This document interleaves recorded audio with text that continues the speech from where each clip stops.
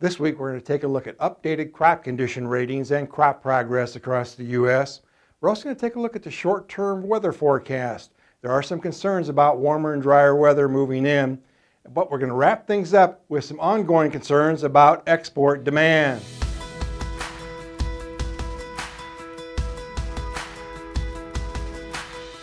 Hi, this is Brian Basting with Advanced Trading. Let's talk about the corn market. We've moved into the final week of July and this market remains historically volatile. Let's start out looking at trends in crop condition ratings.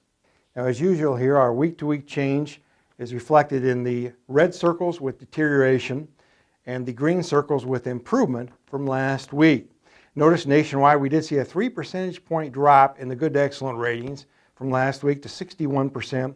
That's now below last year, which was 64% at this time. Nearly all the decline was seen in the western corn belt, areas west of the Mississippi River. We did actually see some improvement east of the Mississippi River in states such as Illinois, Wisconsin, Indiana, and Ohio. But again, all those states west of the Mississippi River are struggling at the moment with some decline in crop ratings. Now let's look at our aggregate crop condition index for the last several years. You'll notice that it declined this week to a season low, and it's actually now well below where it was this year, a year ago, at this time a year ago. It is still slightly above the level we saw 3 years ago in 2019. Now let's look at crop progress. Again, last week in July here we still have some corn pollinating. And we're looking at on average from July 24th to August 7th, we're looking at about another 22% of the corn will be pollinating at that time. So soaking progress by the first week in August should be around 85 to 90% complete. Of course, as this crop pollinates and post-pollination, weather will be critical. Let's take a look at the short-term forecast. Our slides this week, as usual, are courtesy of T-Storm Weather.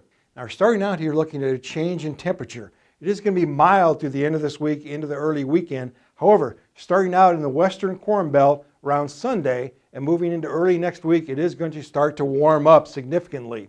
And particularly as we move forward now into Wednesday through Friday, some intense heat is forecast across that western corn belt. Parts of South Dakota, Nebraska, Kansas, western Iowa, all could be in the hundreds in that deep red circle. Now we're looking at the end of the week, August 3rd to the 9th. We are looking at some rainfall, particularly as we move east across the corn belt here. There is some rainfall at the moment. It doesn't look like heavy rainfall, but obviously, as we all know, weather can change. Now we're looking at the aggregate of the next 2 weeks. The driest areas are in the western corn belt and the northern plains. As we move further east here and south, it does look closer to normal.